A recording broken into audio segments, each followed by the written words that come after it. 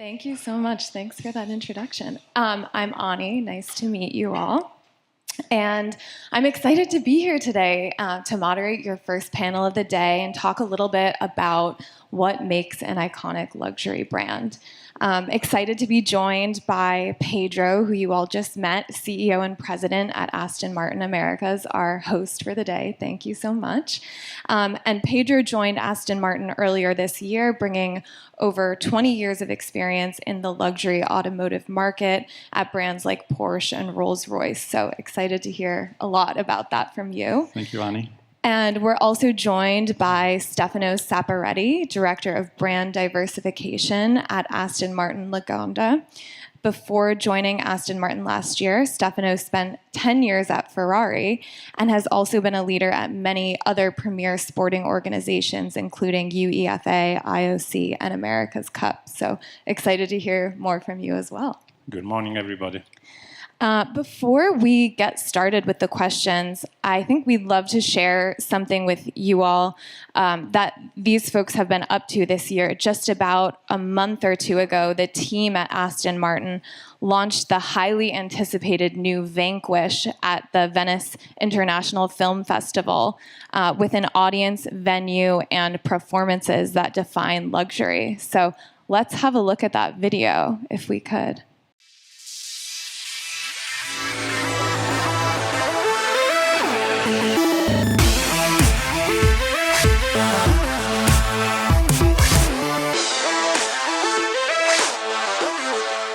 This new car is not to be believed. It's quite spectacular. It's good to see some familiar faces here and to show the world what Aston Martin means. So when I think of Aston Martin, I always think of luxury, timeless. Sort of from the Vanquish, I'm thinking sexy. You look at Aston Martin and you just see slickness. So yeah, man, it's good to be here with them today. We're here in Venice and we're going to unveil the brand new Aston Martin Vanquish. It really is a magical arena, and I think just to have Vanquish in the Arsenal is a perfect fit. It is a piece of sculpture, it's a piece of automotive art. It's the brand new 12-cylinder, 830 horsepower, two-seater, and marvelous, fantastic design, delivering compared to the past, impressive driving dynamics, and really an adrenaline way of driving the car. So when you are behind the wheel of an Aston Martin, you know that it's an Aston Martin. What we will see tonight is a continuation of that. I think it's going to be an incredible machine to be behind the wheel of. An evolution of technology.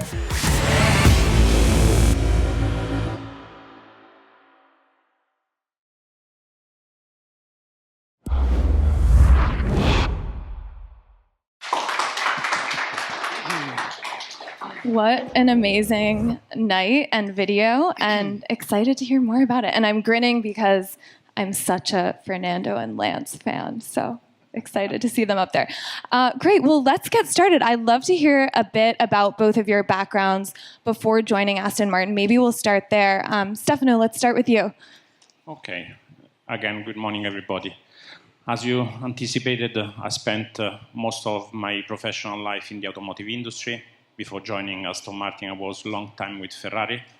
So when we talk about luxury and experience, I think I have a bit of experience. I also spent a lot of time in the sport industry in general, whether I was working for IOC, UEFA, or the America's Cup, always from the owner's perspective. And again, those events are today a different form of luxury, if I can say so.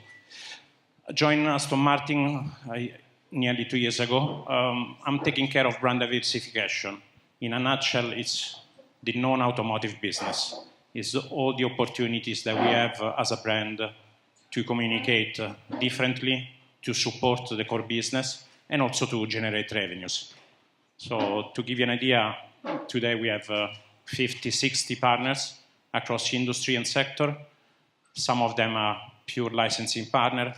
Some of them are bringing partnership and experience on the table, which are helping us to extend our audience, prospect, and interact with our client more and more, and probably better than before. Thanks so much. And Pedro, how about yourself? Absolutely. So I'm from Lisbon, Portugal. When I came first to the US, most people didn't know what Portugal was. Now most Americans want to, go retire in Portugal. So things changed in the last 20 years. As you mentioned, I'm an engineer. I have an MBA. My passion was always cars. My passion was always sports cars. That's why this brand makes a lot of sense. I spent 17 years with Porsche. The first 13 mostly in sales positions. Then I became head of Rolls-Royce, the president of Rolls-Royce for the Americas. So I went into the luxury world and learned a lot about the luxury world at Rolls-Royce.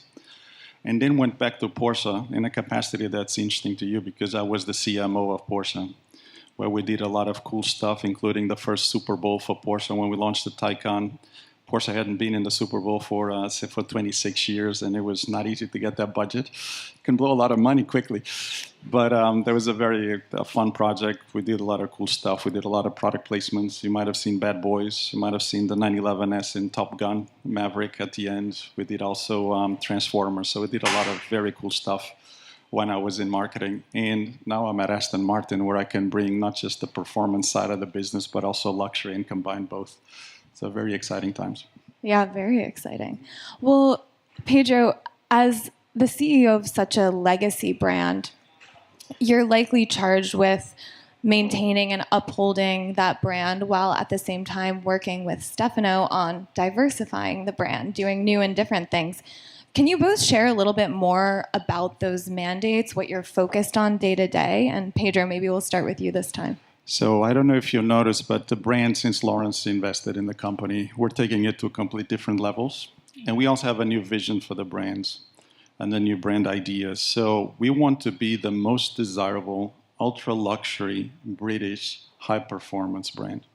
So we're marrying ultra-luxury with high performance, but at the same time, keeping that Britishness that is core to the brand. Everybody knows Aston because of James Bond. Everybody loves James Bond. Everybody wants to be James Bond while they're driving the car. So very interesting because we reposition the brand completely in a different way right now. Yeah. What I can add is, thanks to Formula One and thanks to probably Netflix, the world has changed. The company has two souls. One of the souls is clearly Formula One. The other one is the GT cars. Both souls, have a different angle, a different message to give to the person. Both extremely important. Just to add up on what Pedro was saying about James Bond, something that really changed, I think, for everybody is that up to 5 years ago, cars that we were selling, the color number one was silver. Today, color number one in the choice of the customer is green, which shows the impact of Formula One. Yeah, wow. That's huge. Well, since you brought it up, I know we'll hear more throughout the day today about the Formula One team. But Pedro, can you just explain a little bit about how Aston Martin works with the Formula One team? So, the two companies were purchased separately, and we've been increasingly cooperating more and more, working more and more together. So, for example, we provide experiences for the sponsors. So we help you a lot getting new sponsors, providing experience for Aramco, for track days, for example. Of course, we gain from the halo effect of Formula One. And as you saw, we even just developed the car that was the dream of Fernando Alonso. So Fernando Alonso, when he looked at the Valor, which was the car we developed to celebrate 110 years of Aston Martin, when he looked at it, he thought, I want a car that's more track-focused. So we developed the Valiant, and he was the inspiration for that car, and that's why he drove the car up the Goodwood Festival of Speed. So more and more, we're getting impulses and using the drivers to bring that halo from Formula One to our street cars. Wow, that's fantastic. Stefano, did you want to add anything on that? Simply that Formula One is a laboratory for us. So everything is happening at technical level, is somehow scaled down to the GT level. Clearly, not all the innovation can be brought immediately to the GT level, but most of them in the next 2, 3, 5 years will be implemented. In between Formula One and the GT, we tend to forget, but it's very important, we have what we call the monobrand activities, which are the Aston Martin racing activities. So one of our top cars, which is the Valkyrie, this year will participate to Le Mans series, which is something new for us, and again, is an evolution of everything that we invest in Formula One into the new car. Forgot to mention exactly that point. So a lot of companies talk about having a Formula One for the street. We do have exactly the Formula One for the street, designed by Adrian Newey, you know, the designer, the engineer, the aerodynamicist that developed the most successful F1 cars. He developed the Valkyrie, and no other car can do the lap times of a Valkyrie. No other car has the downforce that a Valkyrie generates. So we do have a Formula One for the road. What an amazing partnership with him. It's very exciting. Well, speaking of partnerships, Stefano, can you take us through one of the successful brand partnerships or other types of diversification you've been working on with Aston Martin? Absolutely. I was mentioning before, more or less today, the portfolio has 60 partners across industry, across product. For us, there is a part of this portfolio which is what we call bread and butter, and are all the extension of the brand, whether are toys or a more sophisticated simulator, which is the natural, I would say, translation of the brand into the car, whether it's a radio control, a die-cast, or a toy for a toddler. Everything is nice and everything is different. If I have to make maybe an example, I'm happy to see that there are a couple of persons from the food and beverage industry. So I have to say that Bowmore is one of our probably most important partnership at the moment. They've been leveraging the partnership in a very smart and experiential way that is helping them and is helping us. Bowmore is a Scottish whiskey. They have a distillery in one of the most, let's say, far island in Scotland. We have an ongoing program where our clients are going there, living the experience, driven by one of our cars, enjoying the distillery, and discover something unique. And vice versa, we do the same with their own customer, with our, I would say, platform of experience. Yeah, great. And Pedro, you've also worked on many meaningful luxury partnerships at Aston Martin, but of course previously in your career as well. Is there one that stands out to you? Yes, there's a few. So when in the luxury space, and with Rolls-Royce, with Aston Martin now, we tend to operate and cooperate with companies that basically have customers that operate in the same level, so they have the same lifestyle, right? So our customers have a certain way of traveling, the places they like to go, their watches they like to wear. So we tend to cooperate with companies that, like a watch company, for example, that is pretty much has a good brand fit with our brand. We had a jet partner, we yacht partner. We cooperated with Ritz-Carlton Reserves, so also hotels. Again, it's all about the lifestyle of our customers and how that ties with the other brand. Yeah, Stefano, to that point, I had read a bit about the partnership and the experience that you all are doing outside of auto in the housing space. Can you tell us a bit about that? Yeah.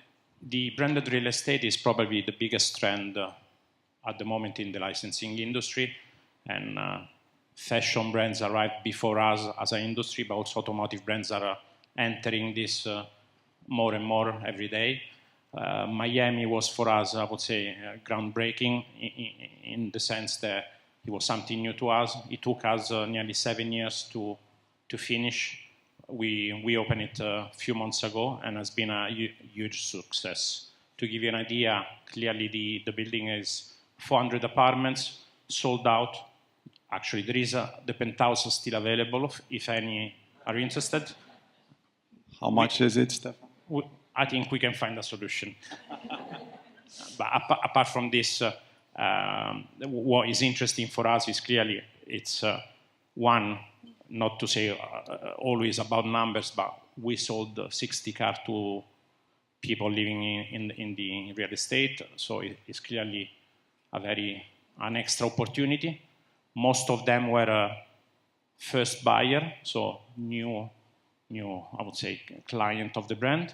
And apart from this, it's also extremely relevant and important to say that it's another touch point It's another way of speaking to them on a daily, weekly basis and making them part of the community that we want to be. So that's how we act. And the future is, at least from my side of business, more and more into this direction. We're talking about other opportunities around the world, and so stay tuned because there will be new opportunities soon.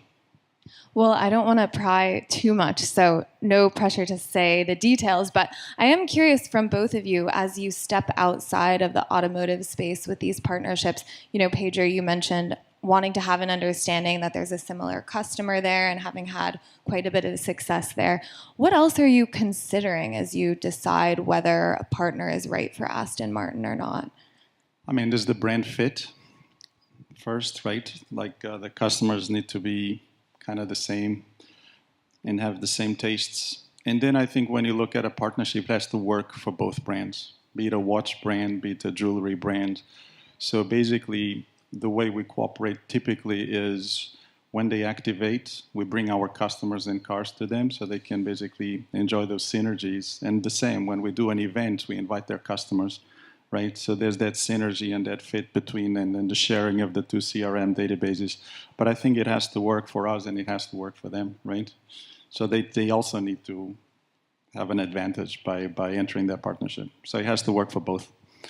Yeah, absolutely. Stefano, anything you would add, or any particular partners or categories you're really excited about coming up? I'm excited about all my partners because everybody does a fantastic job. And I'm sure afterwards you will have other examples about the relation that we have in place. But if I have to name a partner, I'm happy to say that I inherited Regent, which is a Formula One partner that more and more is working with us, and they have a unique, I would say, agenda. They're very active, and this is helping us because it's clearly something that is challenging us in thinking how, bring our customer towards them and vice versa, but also to offer something different. And a partner like this is always extremely helpful. Yeah, absolutely. Well, we have a room full of leaders in the luxury space. Question for you both, what should they be thinking about, either as they think about what types of partners are right for them, or what do they need to know about Aston Martin? Should be thinking that Aston Martin is the ideal partner for them. And why, right? No, I mean, I think we're a brand it's up and coming. I think we have a bright future ahead. It took a while. As you know, a lot of times a brand is bigger than the company.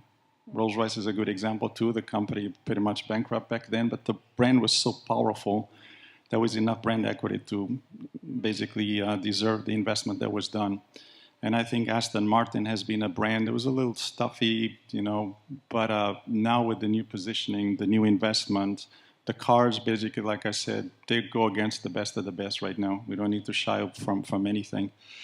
Maybe one thing that you should also know is I think what we love about Aston is the brand that is synonym with elegance, style, beauty, class.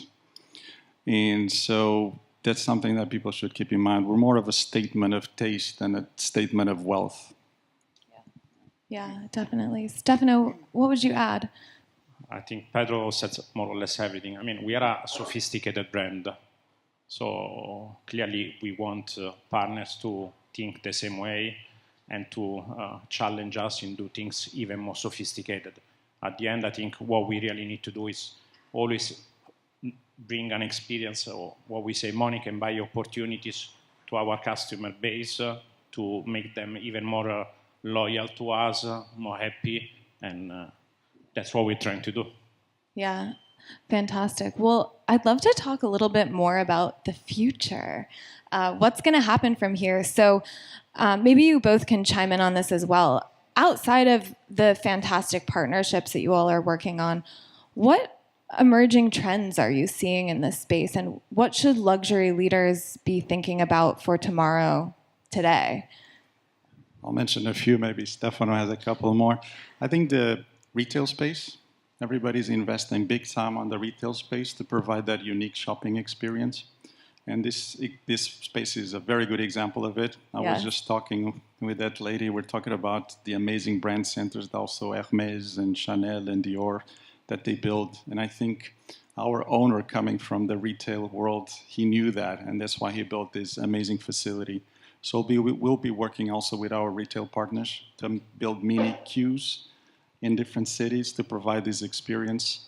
A big trend is personalization, customization, which is exactly what Q is for. So you can design your dream Aston here, make that one of one that nobody else has, with a special carbon fiber, with a copper thread in it, the special stitching, the color that nobody else has. So customization is another big one. But more and more people want to buy more than just a product. It's more about the experience, right? And this provides exactly the experience. I couldn't believe the other day, someone was telling me that the son bought a Tesla Cybertruck, and the delivery experience was a lady that even looked up and said, "Here's your key, car's parked on L12," like you pick up a Hertz rental car. So I think that's exactly where we can make a difference. And one thing that I think also luxury, where we can make a difference, is I miss sometimes the human interaction. I'm sick and tired of calling someone. All I hear is a voice machine and go through all these menus. I think the human touch will make the difference when it comes to luxury. Yeah, important things to be thinking about. Stefano, what would you add? Probably the future is what I call a membership club. For a brand like us, it's all about interacting differently. So there is a huge trend, and most likely will be one of my new projects. With developers, we study a mix of residential and private circuit. So basically, you are creating a small Disneyland for few, where you clearly offer the full experience. It's already existing, whether in the US or Europe and Asia, but it's a more and more, I would say, bigger opportunity. And I think this is one of the directions that we're going to go. Yeah, wow, that's amazing. Will you say a bit more about the membership club? Yeah. A membership club, by definition, is a club where there are members that have a common hobby, a common, status, and they want to interact with each other. Those private clubs, which already exist, referring to thermal in the US, or maybe in Europe, there are different names of membership club, are for 20, 50, 100, 600 people with a common, let's say, lifestyle. In our case, I can easily see a nice private circuit with residential opportunities where you can park your car, you drive the car with your friend during the weekend. Also, because more and more countries to drive those cars is becoming complicated for rules in the country, rather than you don't want to expose yourself with the car in front of everybody. So I think this is something that, it's coming. Yeah, really exciting. Thank you for that. Looking out at the room, what advice would you give to the other leaders here as they consider the next couple of years for their brands? Any learnings, either on the partnership front or otherwise? If I can, to tease the public, if Louis Vuitton is investing 1 billion in Formula One, there is a reason. So there is a lot of thinking to do. But apart from this, again, Formula One and Aston Martin are a unique platform for brands. If you look at the geopolitics and how the economies are going, probably is even more relevant. So I think those are the takeaway that people should think. The other region have different problem. Yeah, Pedro, anything you want to add there? I mean, there's a lot of CMOs and marketeers here that know how to build a brand and how to build a luxury brand. They know what makes them special, what makes them extraordinary. So I know there's probably not much that I know you work for LVMH, so right. So we look at LVMH, we looked at Hermès, and then take also cues from those. But no, I think partnerships is a great way to enjoy to share our both CRM databases and provide an experience also for the other, be it a jewelry brand. Maybe they actually really like cars, and we can provide experiences that other people can't. Be it going to an F1 track and being in the pits while the race is taking place, or coming to one of our lifestyle events. We always have a list of lifestyle events where we go every year. We also do road shows, test drive events. We do special events for ladies. So there's a lot of opportunities to cooperate. Yeah, fantastic. Well, I'll ask one more question before we hand it over, again, to both of you. In our work at Work & Co, we do a lot of work on digital innovation. And you mentioned a little bit, Pedro, already about this idea of personalization, customization, what the future is there. I'm curious from both of you how you see innovation playing a role in the next few years at Aston Martin, and how do you think about innovation in your roles? It's a couple of different ways. So digitalization is huge. And we have a good example here behind us. I don't know if you know, this is a configurator wall. It's a humongous investment. I've never seen anything like this in the industry. What you can see here, you can replicate the lights in Italy on the south of France as a background. You can see the detail and the resolution of this configurator is unbelievable. You can see the little thread and the little weave in the carbon fiber.